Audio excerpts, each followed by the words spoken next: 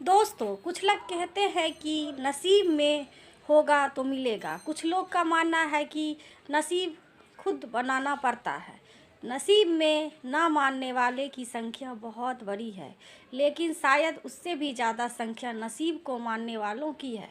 खासकर हमारे देश भारत में तो काफ़ी ज़्यादा है। आज नसीब के बारे में इतनी बातें इसलिए क्योंकि आज की कहानी का शीर्षक है नसीब का खेल। उसी विषय पर आधारित है। कई सालों पहले तीन दोस्त हुआ करते थे, दीपक, राजू और श्याम। यह तीनों के नाम थे।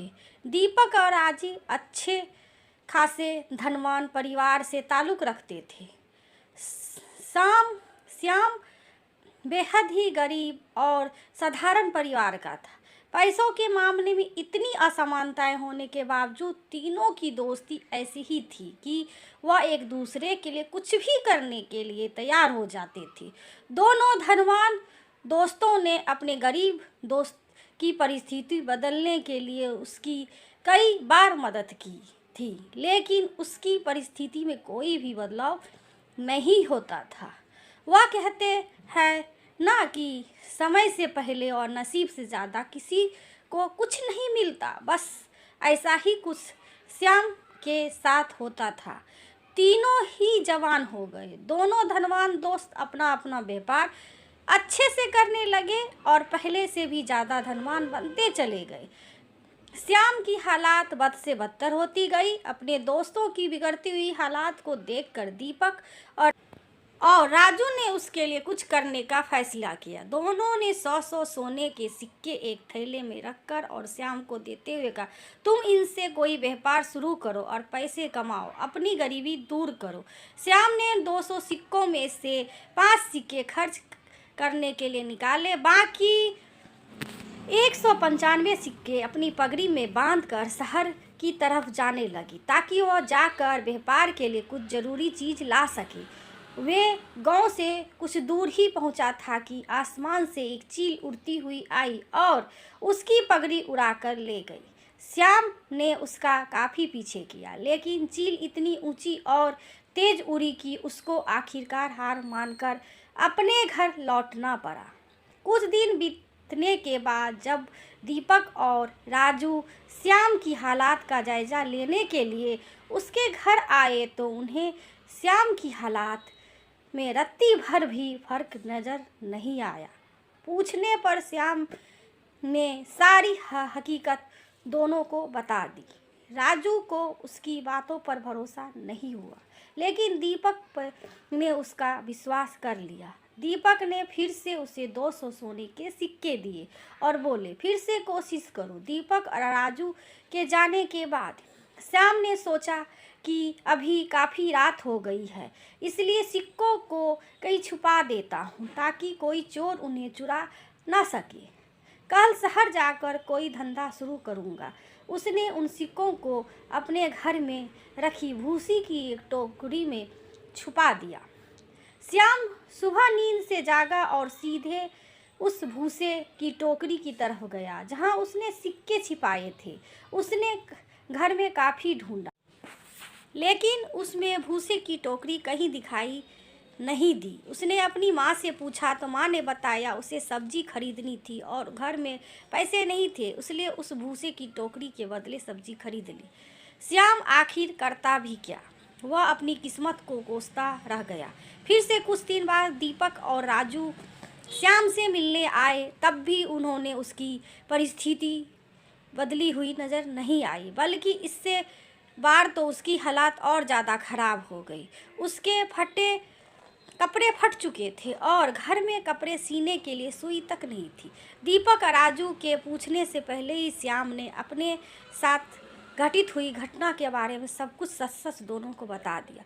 वो बोला कि तुम भी लगता है मेरी किस्मत में धनवान बनना लिखा ही नहीं है, मेरी वजह से तुम्हारा भी काफ़ी नुकसान होता रहता है।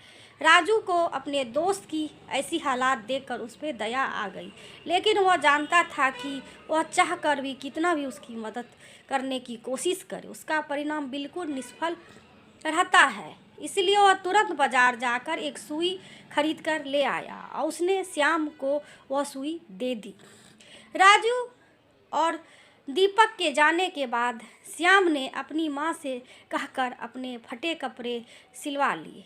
उसी रोज उनके पड़ोस में रह रहे मछुआरे की बीवी उनके घर आई और सुई मांगने लगी और बोली, मेरे पति को मछलियाँ पकड़ना जाना है, लेकिन हमारे मछली पकड़ने का जाल कई जगह से फट चुका है। अगर आपके पास सुई है तो मेरी मदद कर दीजिए। इसके बदले मैं आपको एक अच्छी सी मछली देकर जाऊंगी। श्याम की माँ ने तो उस महिला को सुई दे दी। अगले दिन वह महिला एक बड़ी सी मछली के साथ उनके घर आई और उन्हें धन्यवाद देते हुए सुई और मछली उनको देकर चली गई। श्याम की माँ ने तो जब मछली पकड़ने के लिए काटना शुरू किया तो उसके पेट से एक चमकीली पत्थर निकला। श्याम को पत्थर की कीमती जान पड़ा, इसलिए वह जौहरी के पास जाकर उसकी जांच कराई तो बेहद कीमती हीरा था।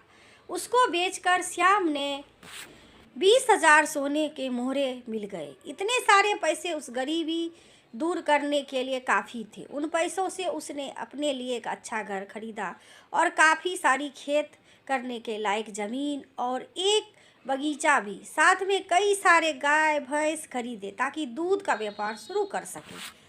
हमेशा की तरह कुछ दिन बाद जब उसके दोनों दोस्त राजू और दीपक उससे मिलने आए तो उसकी बदली हुई परिस्थिति देखकर दोनों तंग रह गए। इस बार दीपक को श्याम की बातों पर भरोसा नहीं हो रहा था। उसे लग रहा था कि जरूर उसी के दिए पैसों से श्याम ने तरक्की की है, लेकिन वह बताना नहीं चाहता।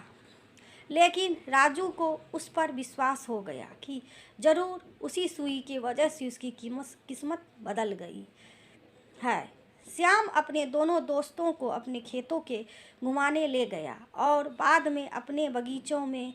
वहाँ पर कुछ बच्चे पहले से एक पेड़ पर चढ़कर फल तोड़ने की कोशिश कर रहे थे। बच्चों ने गलती से वहाँ पर एक पंछी का घोंसला गिरा दिया। उसमें एक पगड़ी के अंदर 195 सोने के सिक्के वाली वही पोटली थी जिसे कभी एक चील के सिर से ले उड़ी थी। उसे लेकर जब तीनों दोस्त घर को लौटे तब श्याम की माँ गाय भैंसों को भूसा खिला रही थी और उसी दौरान भूसे की एक टोकरी से वह 200 सोने के सिक्के भी निकले, जो श्याम ने कभी अपने पुराने घर में भूसे की टोकरी में छिपाए थे। उसकी किस्मत कुछ ऐसे खेल खेल रही थी कि उसके हक की सारी चीज़ें और खुशियाँ उसके पास लौट कर आ रही थी। नसीब चमकने की वजह से श्याम तो खुश था ही, लेकिन उससे ज़्यादा खुश उसके दोनों अच्छे और सच्चे मित्र थे। दोस्तों, नसीब का खेल हिंदी कहानी आपको कैसे लगी? आप अपने विचार कमेंट बॉक्स में ज़रूर बताइए। आपको यदि ये कहानी अच्छी लगी हो तो लाइक सब्सक्राइब शेयर ज़रूर करिए। दोस्तों, वीडियो देखने के लिए आप सभी दोस्तों का धन्यवाद। Thank you.